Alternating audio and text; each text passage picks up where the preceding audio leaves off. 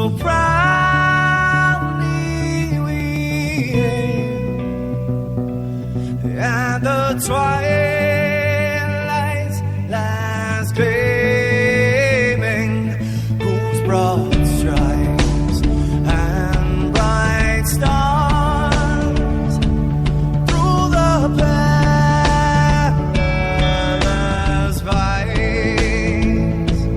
Oh, the ramparts we watched were so gallantly streaming, and the rockets ran, the bombs bursting in air, gave proof through the night that our flag was still there. Oh, Satan's that star-spangled banner, yeah, wave o'er the land under the frame, and the home of the brave.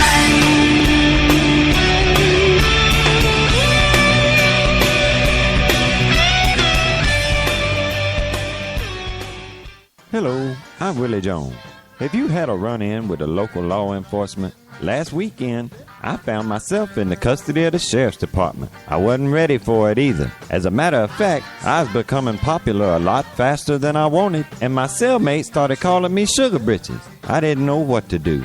Fortunately, I heard about Kenny Bun bail bonds. Kenny himself came and got me. My virtue was saved. So remember, if you find yourself against the local law enforcement, don't wait. Call Kenny Bun bail bonds at 256-237-9996. That's 256-237-9996. Or have somebody go by the office at number 30 East 14th Street in Anniston. That's Kenny Bun bail bonds. They'll have you out before you can hear the words Sugar Britches. The views and opinions expressed on the Honest Answer Radio show are the opinions of Honest Answer Media and no one else. If you're hearing a syndicated broadcast of this show, don't hold it against the broadcaster. Rather, congratulate them on their openness, tolerance, and respect for the First Amendment to the Constitution of the United States of America. Thank you very much.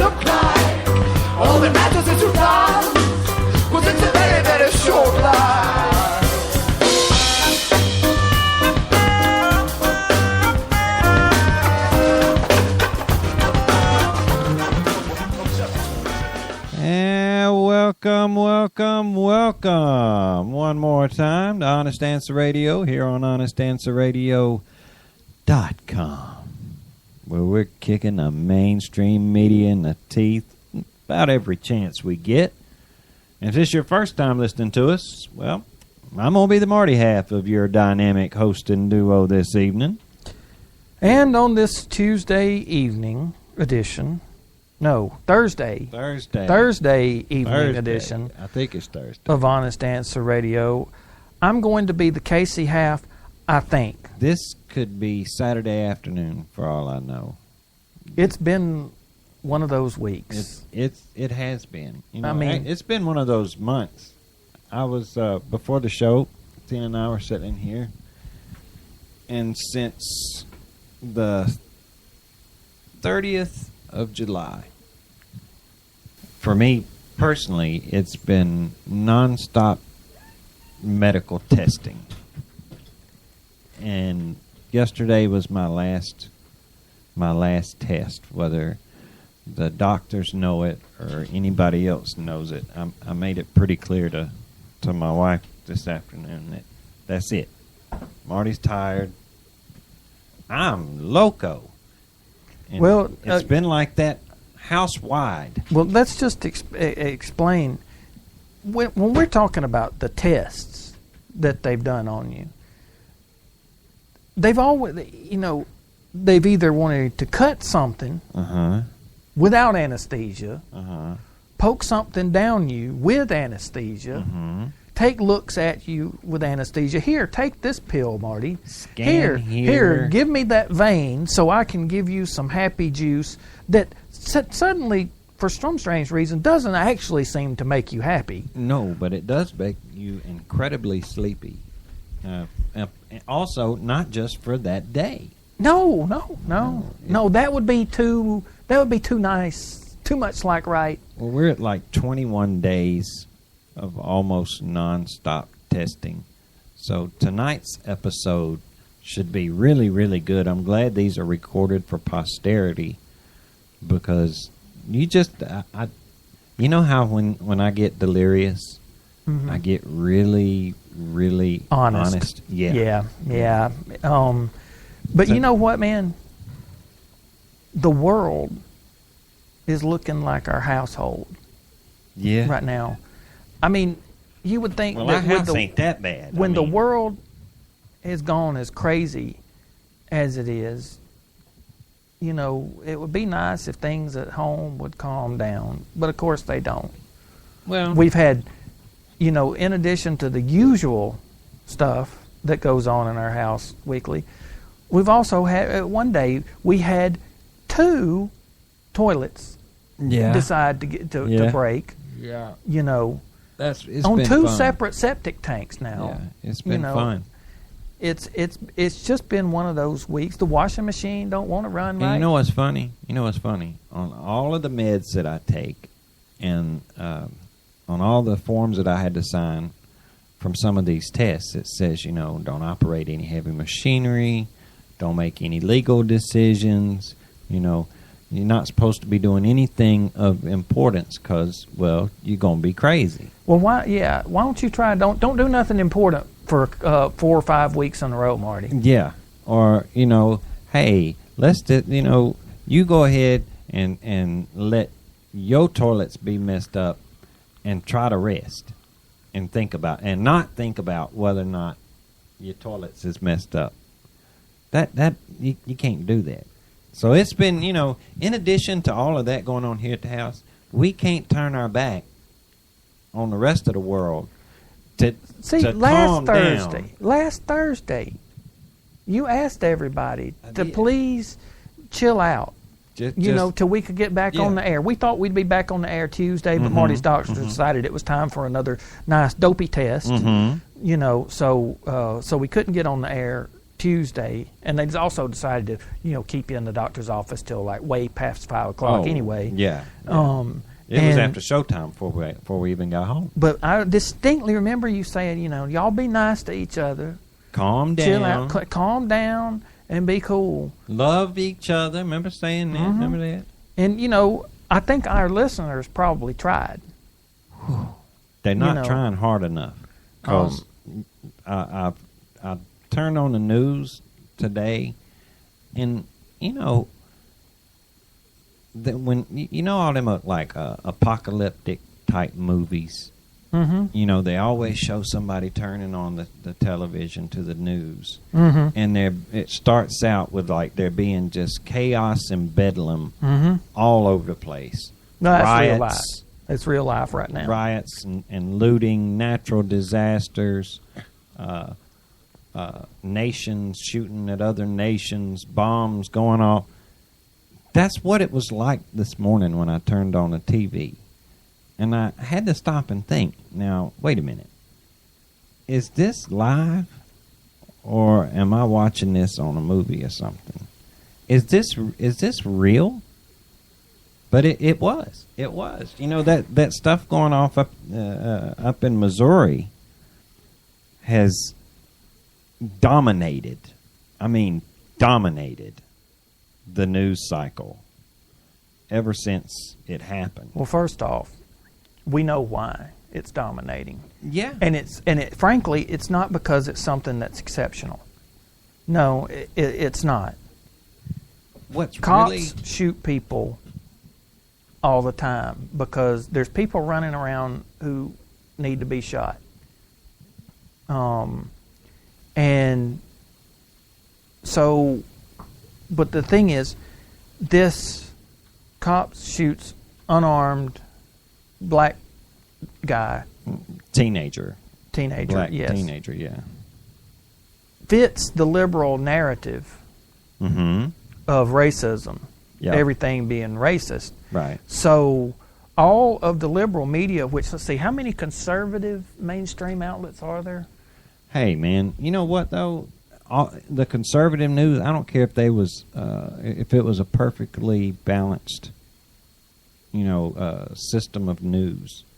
They would still dominate the news cycle because it's not just the liberal news stations that, want to keep that narrative going. It goes past the news stations, man. The sad fact is, it's not just that policemen shoot people every day. It's not even the fact that an unarmed person was shot by a policeman. This whole race thing, it is being perpetuated by everybody that is giving it a second look. Yeah, because see, I'm guilty, you're guilty, we're all guilty. But see, the other day though, there was an unarmed white guy shot by the police. Yeah, in Texas. That ain't nobody. The Fox ain't reporting on that. No. They also didn't report on what was it over the weekend? There was 22 homicides in general. Shootings in Chicago. These shootings and things, man, they're happening all the time. But when you get that perfect storm mixture of white policemen shooting an unarmed black teenager, suddenly everybody tends to want to put that as their focus as far as news goes. Yep. And for some reason or another, when that happens, there's a certain group in our society that watches for things like that so that they can use that as an opportunity to sow even larger seeds of discord. They are looking for a chance to, hey, we could start a riot. We could come up big looting. And you would think that, no, that's not really anybody's real thought process. That's just Marty being sarcastic. But no, that's really these people's thought process. Not unless you look at Twitter. There's even been there's been a couple of people photographed that are from the I forget the exact name of their group, but they are a very well-known communist organization here in America. And two of its leaders were arrested for throwing things at the police. And I think there was 5 of them at one time that are well-known, honest-to-goodness, communist agitators. And I mean agitators as in their whole reason for being is to go stand in a crowd, right, and try to keep it going. Now, one of the things that made it so odd to me is that in this particular case, both of those, the first 2 that I was talking about, those are white guys, okay? Mm-hmm. They were photographed and videotaped standing in the middle of a humongous crowd of black folks and telling them that they should not be listening to the police, and how the police themselves are too racist to be trusted, and that they're only interested in causing more harm to the black community. And this is two white guys here, and this crowd was eating it up. They were going right along with it, getting louder and louder with, like these guys were preaching the gospel. Whereas there was this one lone woman walking around with a sign in support of the police officer that shot this kid. And it is a miracle she made it out alive. Now, this police officer, by the way, the injury that was done to him, he got hit so hard in the face that it ruptured the bone around his eye socket and made his eyeball pop out. The orbital bone, yeah.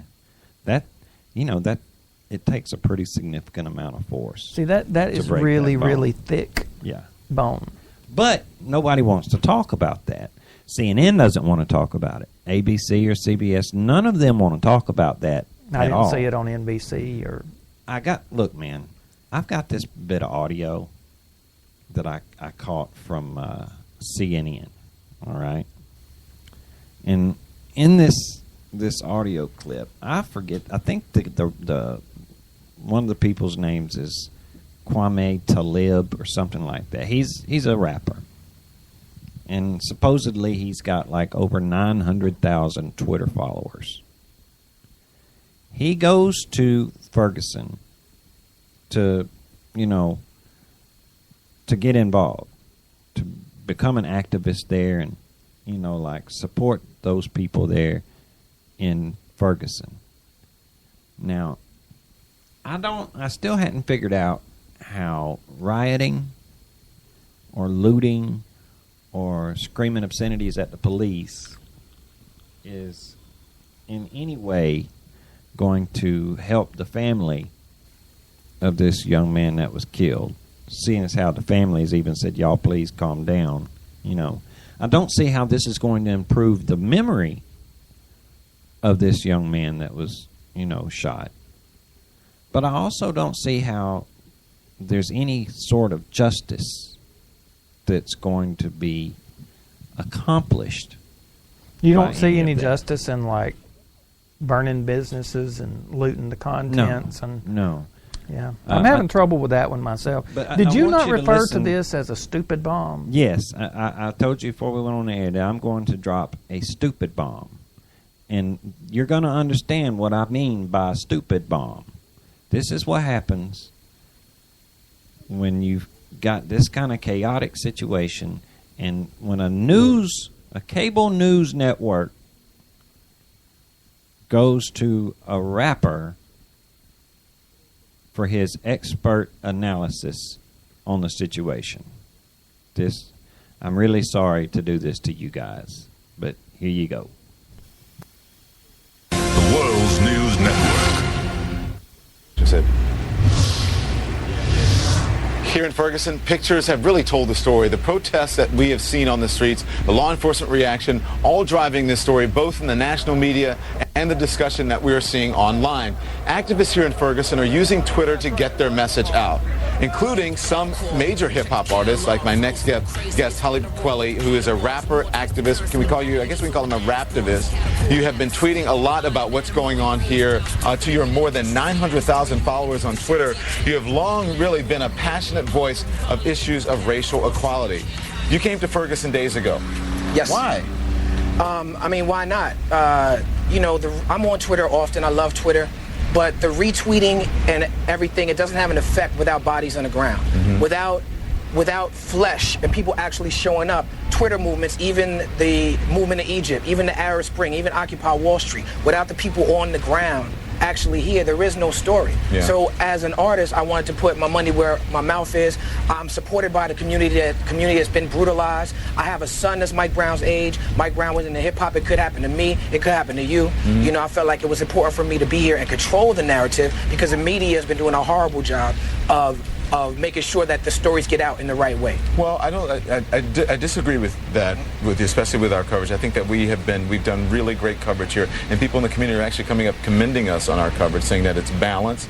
We've been telling the stories of young black men and their interactions with police officers. I don't think the entire media has been bad. No, I think what you're speaking about is intentions. And I don't think, especially an organization like CNN, I don't think the intention is to not be fair or balanced. But we live in a world that's run by white supremacy, and that's the narrative and language of the oppressors taking over. On CNN.com right now, you have a story up that says, Ferguson calm until bottles fly.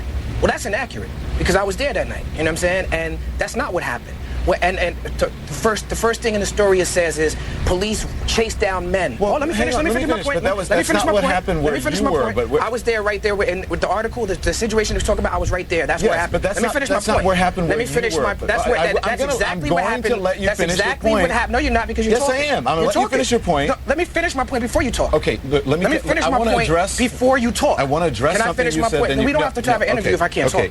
If I can't talk, we don't have to have an interview. Okay, can I finish my point, though? Well, you're interrupting me and telling me you're going to let me talk. Where you were, and police say you're not seeing everything that happens, that goes on. You can't see everything that happens. I'm only telling you my perspective. Can I finish telling you my perspective, and then you can respond? Because that's how you have a conversation. I understand that. In order to have a conversation, you have to listen to me as well. Okay, well, let me just explain something. I would listen to you if you had the decency. Let me finish. If you had the decency to greet me. I do have the decency. I invited you to come on. All right, let me tell you what happened. You didn't invite me. Nicole invited me, first of all. You came up. You didn't even say nothing to me. You and your... I'm sorry. I can't. There's, believe it or not, there's another 3.5 minutes of that. Of that? Of that. I'm not going to subject our listeners to that interview in its entirety. You get my point. That is a stupid bomb. Because at that moment, when I hit play, I collectively lowered the IQ of all of our listeners by at least 50 points. Man. I feel stupider just for listening to that back and forth there. All right, that was CNN's Don Lemon. Their darling, Don Lemon. Totally losing control of an interview. Wow, did he lose control of it? And now there's so much there that we to notice. I got to say this, and don't you interrupt me. Yeah, because you didn't even greet me. You didn't greet me, but Nicole is the one that greeted me. But okay. All right. First, why is he there? Why is he? Why is he there? Why? Number one, why is Don Lemon on the ground in Ferguson blowing this story up? Okay, that's mistake number one. Okay. Number two, to get a perspective on Ferguson, he goes to a hip hop artist that doesn't live there, whom he says is known for his fight for racial equality. Now, he didn't even challenge the kid on our country being run by the white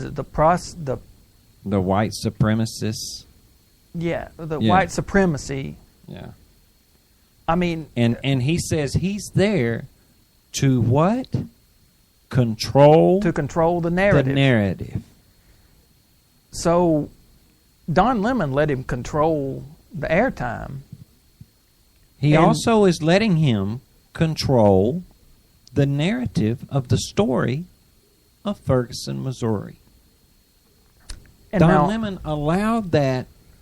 They not only did they allow it to happen, it's like they forced it upon all of their listeners that the narrative they need to get out of Ferguson is that the police are racist, the country is run by white supremacists, that the white supremacists run the media, I guess that's including CNN, that the only message that they need to get out of Ferguson is that black people are being oppressed there.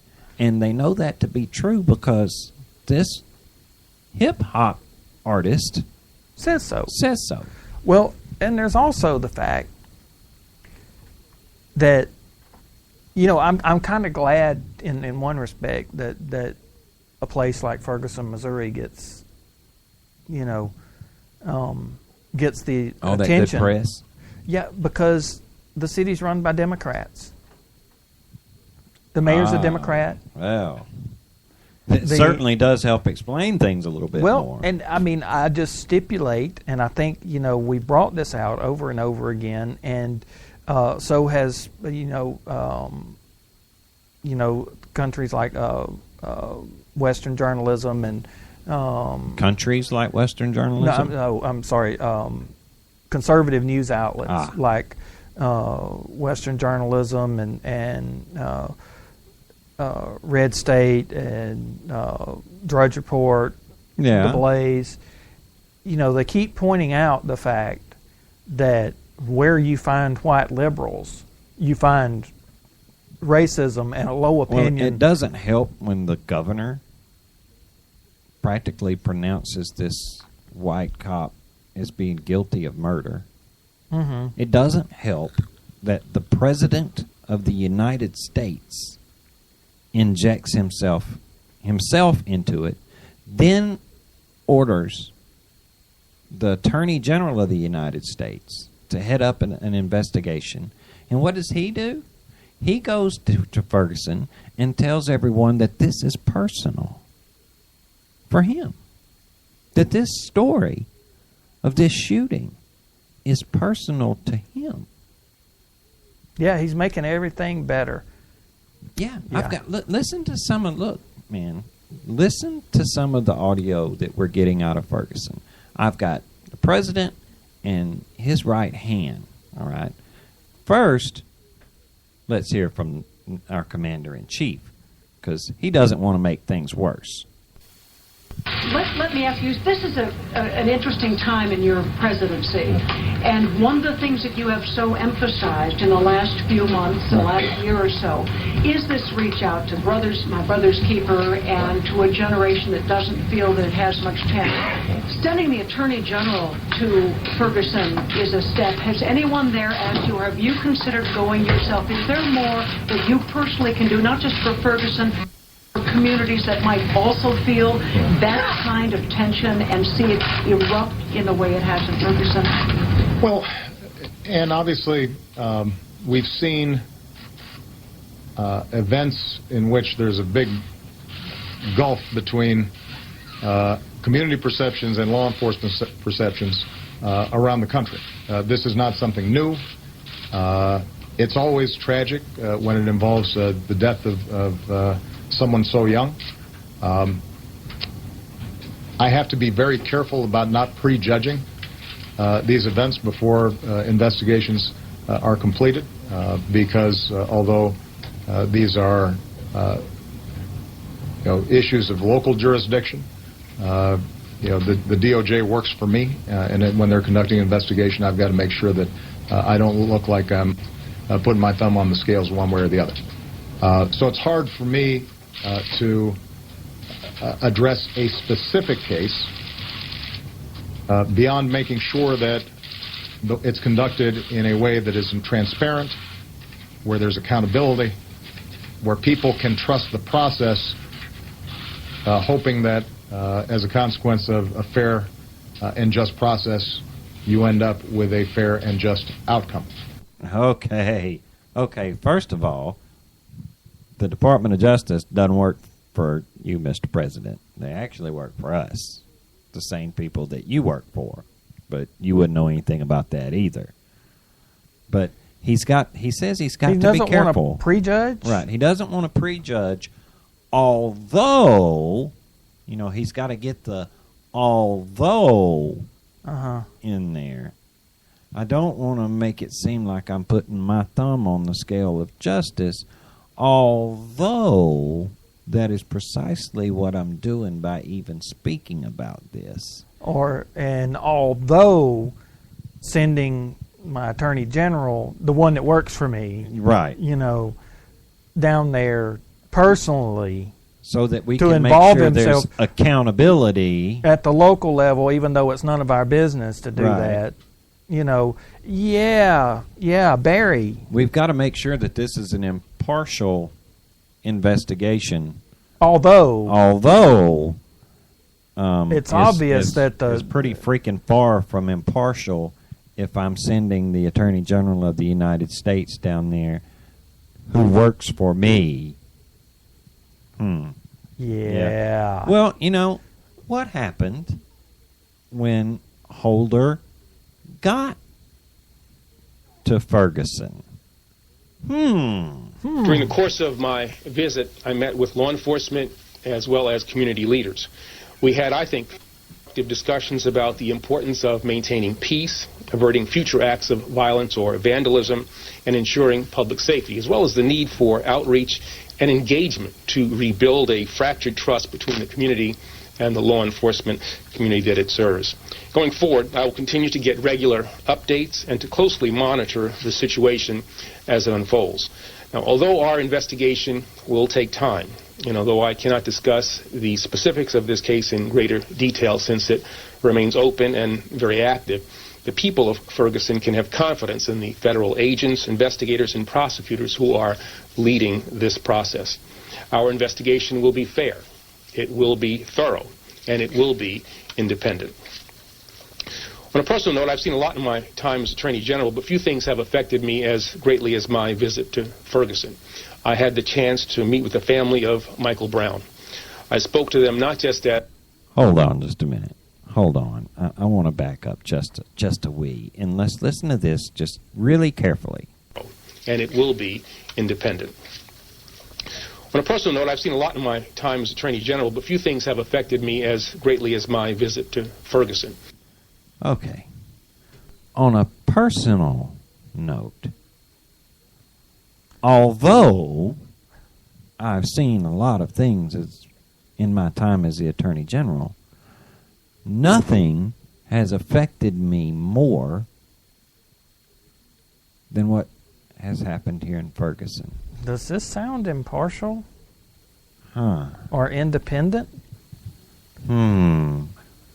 But there's more. I had the chance to meet with the family of Michael Brown. I spoke to them not just as Attorney General, but as a father of a teenage son myself. They, like so many in Ferguson, want answers. In my conversations with dozens of people in Ferguson yesterday, it was clear that this shooting incident has brought to the surface underlying tensions that have existed for many years. Okay, we're going to remain impartial and fair, but I think you guys need to know. Essentially, there's a lot of racism here in Ferguson. A shorter version of what the Attorney General is saying, if I could be allowed to be the interpreter from politician to American Standard English. Okay.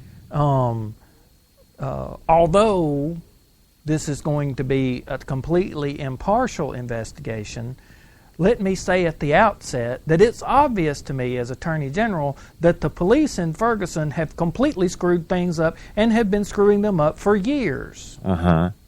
And there's apparently a ton of racism here in Ferguson, and it is on the part of the white police department. And I have stressed to them the importance that they make this right. And I'm here to ensure that there will be someone held accountable for this. Well, I mean, look, you forgot. And there will found be guilty. There will be a white person held accountable. Absolutely. For this. And the young man that was slain by this police officer, no matter what his transgressions may have been, no matter that he was a suspect in a strong-arm robbery, over 3 boxes of 99-cent cigars. Swisher Sweets, man. Even though there is video evidence of this young man doing it, that, of course, the video has, of course, been doctored by the white supremacists that control the media. Even though the officer that was involved in this shooting suffered a fracture to the orbital bone in his eye, obviously the policeman hit himself in the face with the butt of his gun to make sure that he would have some kind of injury, because I'm here to make sure that in no way does this young man also be held accountable for the actions that took place that day. As Attorney General, I am here to ensure that there will be a fair trial before the hanging. Yeah, exactly. And this is all regardless of all the facts that have come out now in the week since this situation blew up. That the witness who said that the suspect Michael Brown had his hands up and was facing away from had his back turned, that he was shot in the back, even though the coroner's evidence says no, the kid was shot in the front. The Attorney General refused to acknowledge that there have been no fewer than a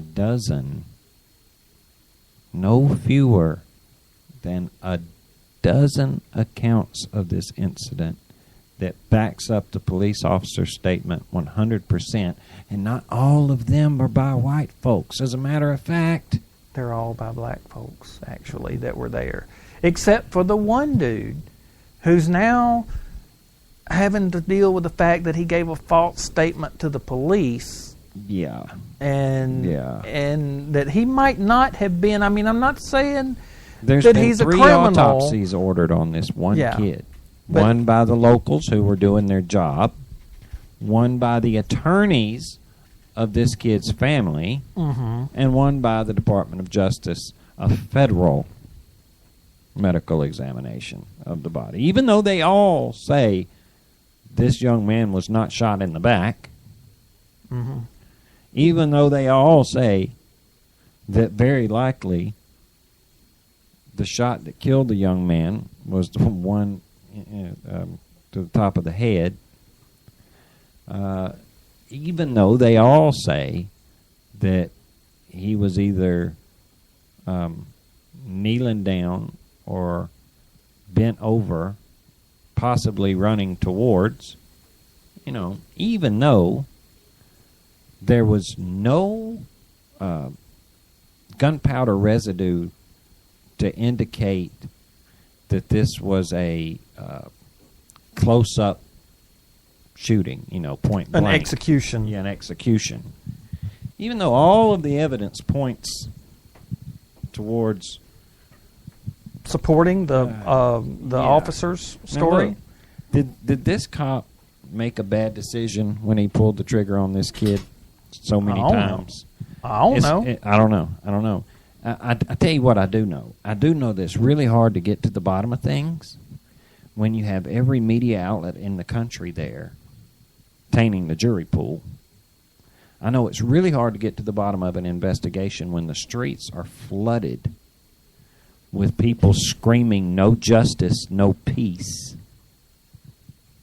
They don't want justice. They want another death. They want it to be that white cop specifically. They want him to die as well. The cop might have made a bad call. We don't know. But I do know that it's hard to think clearly when your eyeball is hanging out. I'll say this. We get the benefit of a whole week to have made up our minds. Yep. And it's likely that officer had seconds or less. Yep. Milliseconds. To make up his mind about what he should do. And, I'm not saying that cops don't make bad decisions. Sometimes they do. I've seen a lot of it. I just don't know that I'd be so quick to call this murder. No, I don't either. I mean, the thing is... But the governor of the state, that's exactly what he labeled it. Murder. Yeah. The head of their highway patrol has been saying much the same thing. These are guys that are, I read an open letter from another former head of another state's state troopers. I read that to letter this guy. too. Yeah, which was not pretty. No, it was blistering. He was more or less saying, as someone who's been in your shoes and have seen very similar circumstances, are you crazy? Yeah. As a member of law enforcement, you should know better. How exactly are they going to find a fair and impartial jury when the people who are supposed to be ensuring that everything is done to do just that, to find a fair and impartial jury by not tainting the jury pool, is doing that? They are doing that very thing. We've got a messed up situation over there in Ferguson, all right, but I would go out on a limb and say that the most of the responsibility for that lies on people that don't even live there. And it lies with people with cameras and microphones. I tell you what, how much time have we spent on this tonight? Well, it's time enough that we move to our other topic of the night, something that I think should deserve a lot more than we're giving it. Also, this week we've learned that that an American journalist has been beheaded by the terror group ISIS or ISIL. Well, I tell you what. Before we even get started on that story, we cannot refer to them as ISIL. The Caliphate? Yeah. The president and the State Department have been referring to them as ISIL. Yeah. The L part stands for Levant. Ah. The Levant that they're referring to runs from one coast of Africa all the way over to the other coast. In other words, it engulfs Israel. Right. Denies that the state of Israel exists and insists that it's part of the Arab Levant or part of the Caliphate. Like I said, if our president and our State Department is referring to them as ISIL, we as responsible grown-ups and people who have a clear-eyed vision of the world, we can't do that. The Caliphate. Yes, we can just call it the Caliphate or the Islamic State in Iraq and Syria. Regardless, they beheaded an American journalist, put it on video. They also marched out another captured American journalist and said that the same thing is going to happen to him depending on the action or inaction of President Obama. Now, the what I find you and I talked a lot about the consequences of appearing weak to an Arab. We spoke at length about our president in particular making us look weak to the Middle East, and that there would be consequences of that.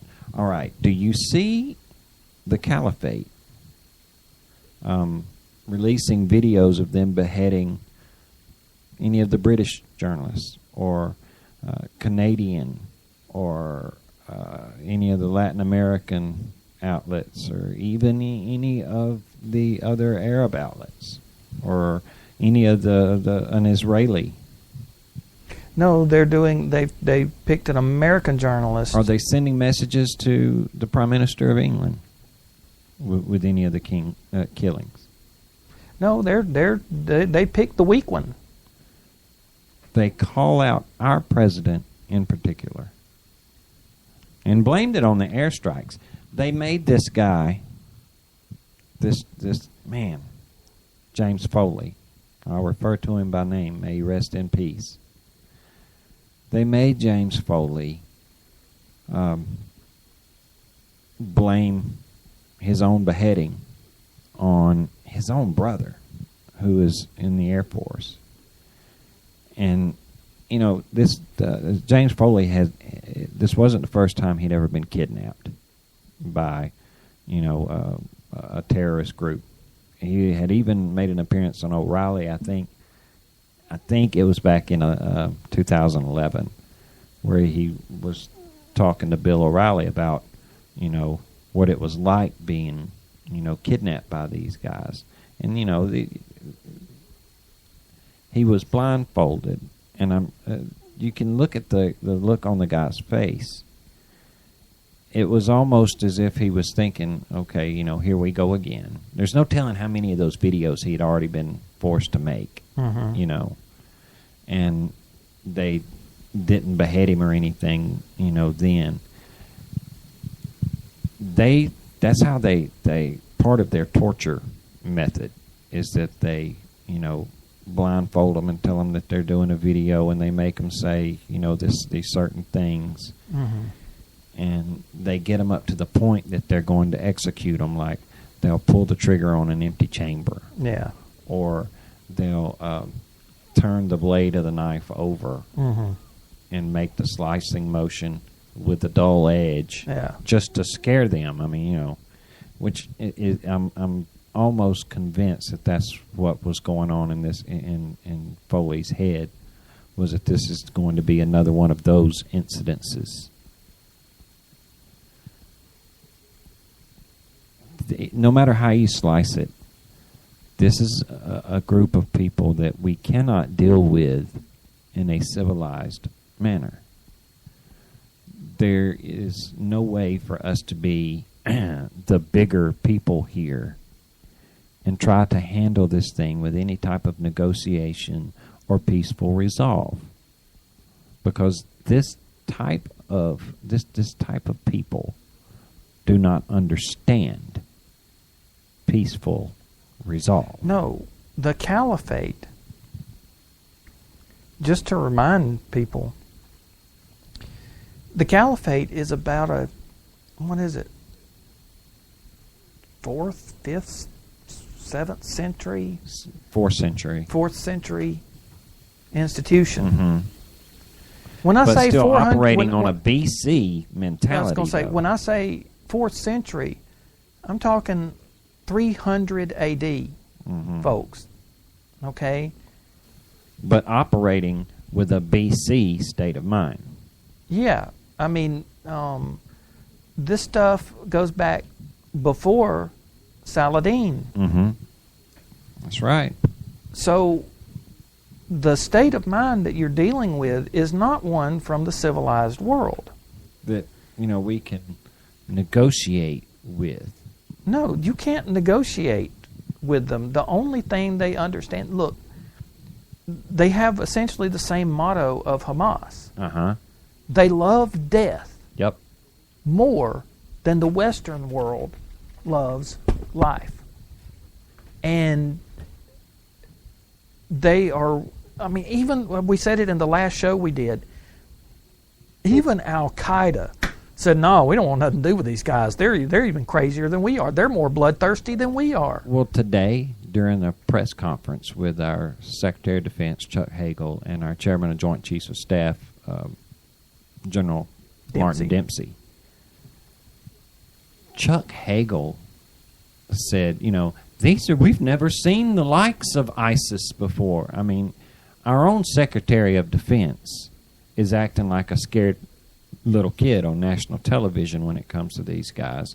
And one of the reporters asked me, you know, is this something, can you help explain to the American public, you know, why they need to be so concerned about ISIS? Is there an actual threat, you know, to the United States?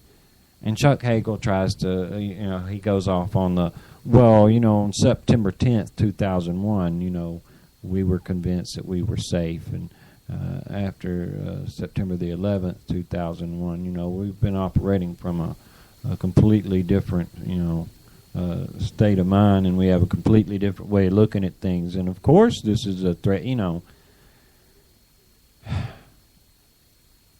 They're not instilling a lot of confidence. That they know what they're doing? Yeah. I've never been more concerned about our leadership than I have at this moment. Up to now, the things that Obama has been involved with have, they've messed us up, sure, but like a lot of those consequences, even time would be able to heal.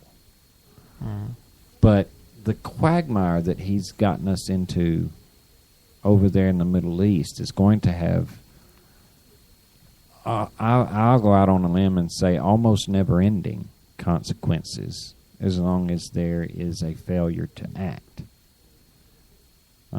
They keep talking about, they keep asking the DOD and the chairman of the Joint Chiefs there, wanting them to, well, what are you guys going to do? I mean, what is your plan now?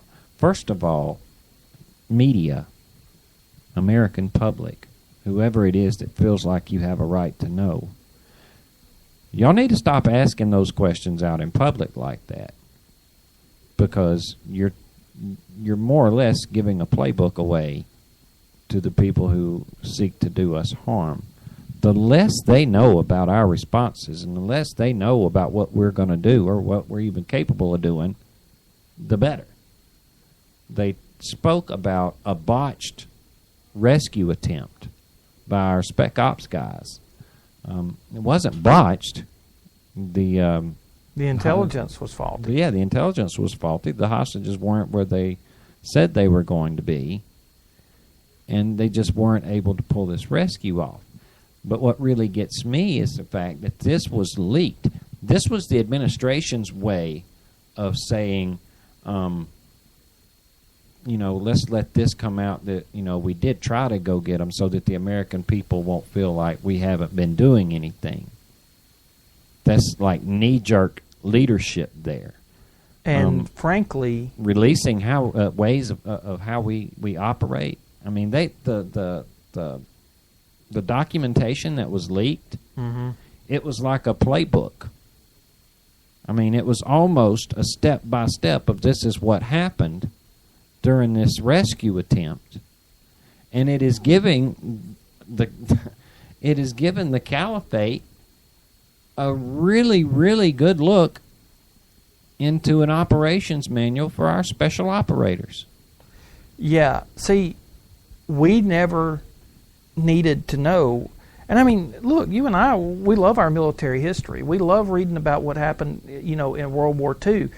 And the reason why we enjoy reading those things is because enough time has passed, and there have been enough changes in our military that now it is useful for us to go back and look at how decisions were made, right, and look at the exploits of... We're not in any danger of the Nazis right now. Exactly. So, it's useful for us to go back and look at these things. But I don't like the fact that so many facts about how our military, especially our special forces, our special warfare folks, I don't want to know quite so as much as I already do about how they go about doing their jobs. I wish I had the audio from that press conference. I looked everywhere before the show and I couldn't find it. But when they asked Chuck Hagel about this, aren't you concerned that it's, giving them too big of a look into how we operate, or, are you upset about this leak or whatever?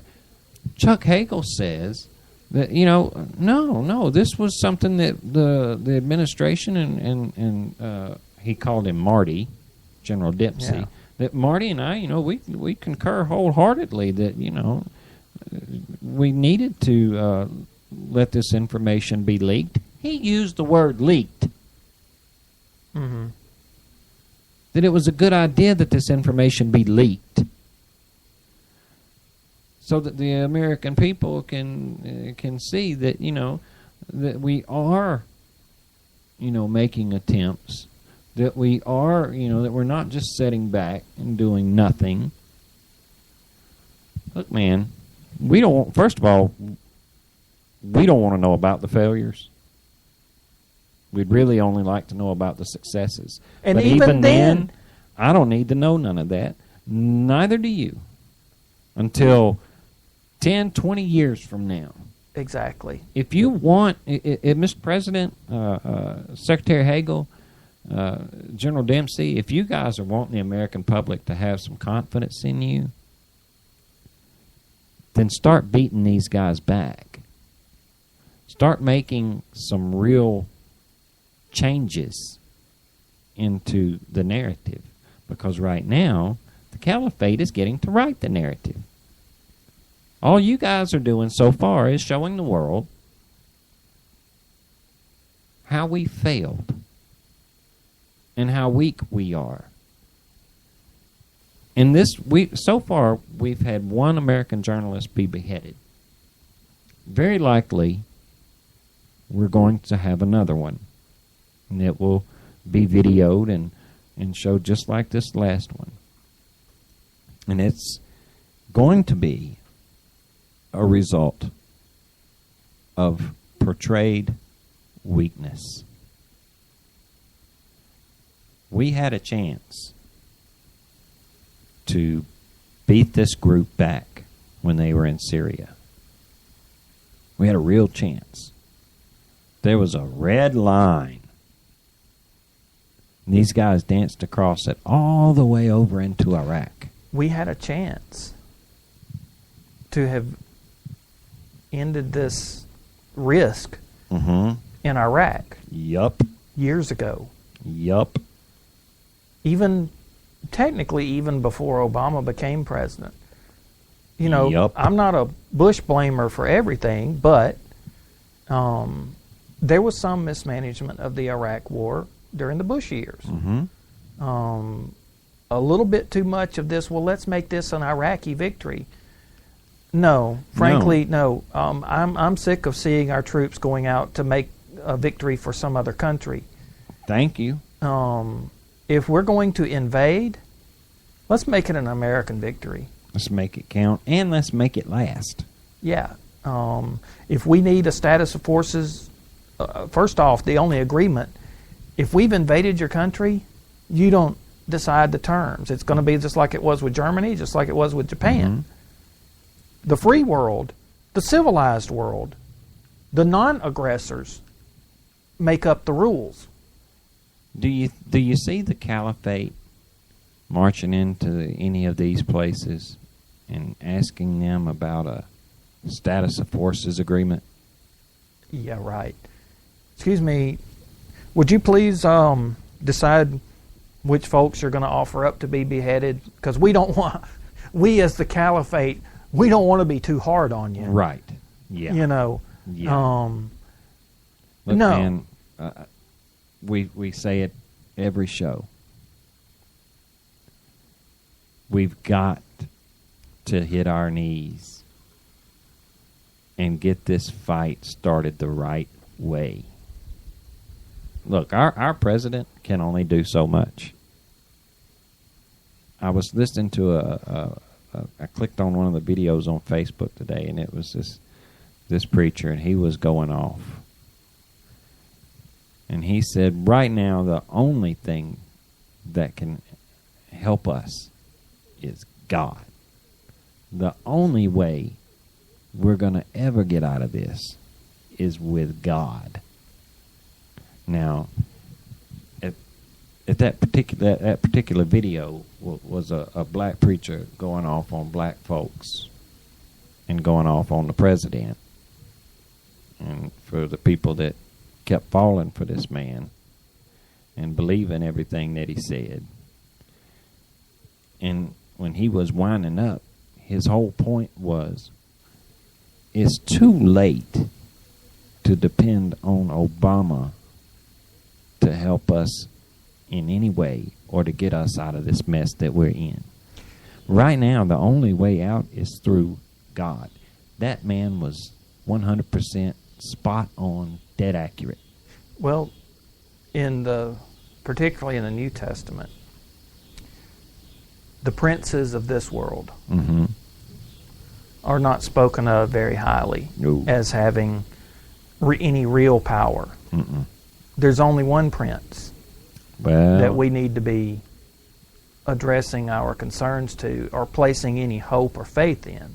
That's the Prince of Peace. Well. Okay. So, Marty he says hit your knees. No, you don't have to. Wherever you're sitting right now. You're right. You can do it. Standing up, sitting down, kneeling. Driving down the road, wherever you are. Me and Marty are not picky right now. Neither's God. And what we're saying is, you look at this world, you think you can count on Chuck Hagel to fix this situation? Mankind has now gotten itself into a mess that only God can get mankind out of.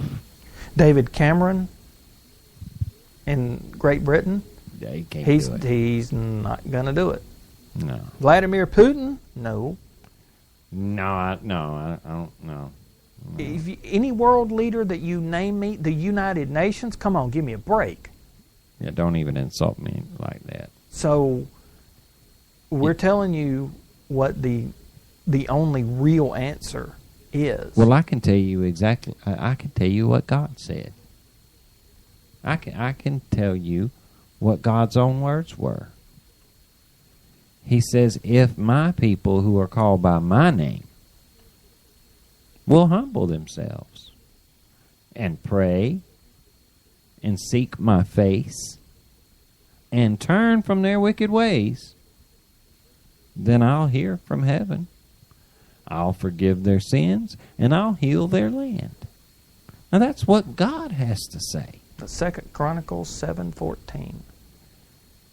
Now, I just, from the what studying of His Word that I've done, I have seen that God has kept His promise every single time. With every single person or people that He has made a promise to, He's kept it. God keeps His word. He does it a lot better than we do. So He never fails. So if you're an atheist, you need to fix that. You need to fix it quick. You're looking for something to believe in. If you're not an atheist, if you call yourself a Christian, please start acting like one and do what 2 Chronicles chapter 7 verse 14 says. Do what Christ Himself would do. He would talk to His Father. Jesus would be praying. If we were to go to Jesus Christ, if He was, right here among us, and say, Jesus, what should we be doing? I feel pretty confident that Jesus would say, you need to be praying. You need to be asking God to heal your land. Yes. And what would He have you do? And frankly, we feel pretty strongly about this. That's why we talk about this at the end of every show. I don't say we feel pretty strongly about it. Look, I've never felt more strongly about anything in my life. It's not an answer. It's the answer. It's the answer. The only answer. It is the honest answer. Pray. Pray ceaselessly. That means without stopping. Don't break off your conversation with God. That's how we got in this mess. And the only way out of it is through prayer and supplication. You know what that means? You know what supplication means? It means to be thankful for what He's already done for us. and thankful for what he will do.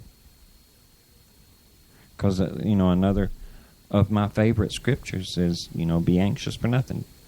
Don't worry about anything.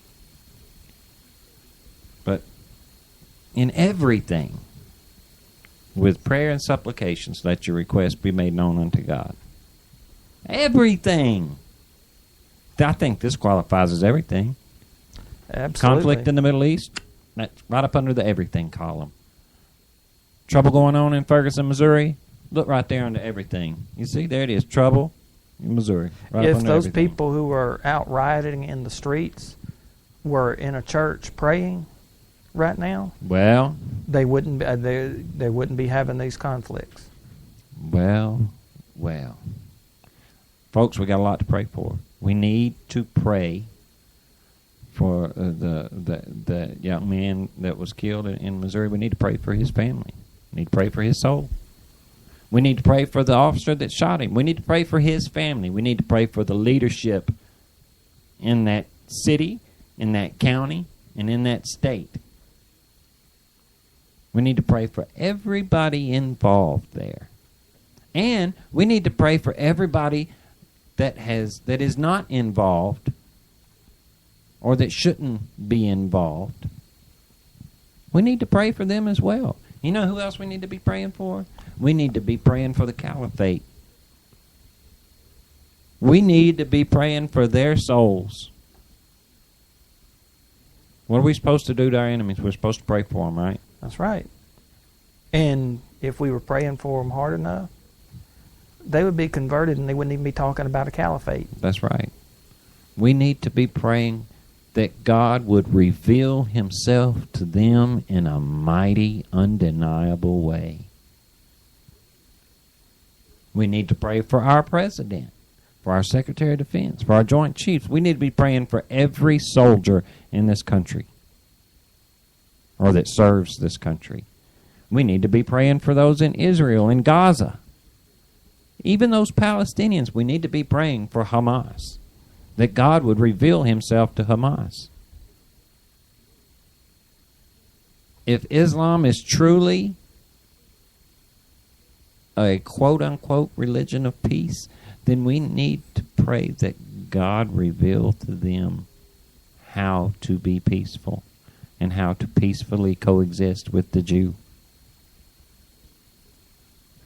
It's not like we've got a shortage of things to pray for. We need to be praying for each other as listeners, listener to listener. Casey and I pray for you guys all the time. Yo. We would ask that you pray for us. Because we really want to know God's will for us too. Prayer. That's where we need to be. This is Thursday. We got Friday, Saturday, Sunday, Monday, and then we'll be back again Tuesday, hopefully. Your homework assignment for the weekend is to pray. You know, a lot more praying, a lot less hurting. That would be nice. That's your homework. Well, all right, guys. Until Tuesday, let's not forget to pray. Right? Amen. All right. We love you guys. We'll see you on Tuesday. Hang in there. Good night, y'all.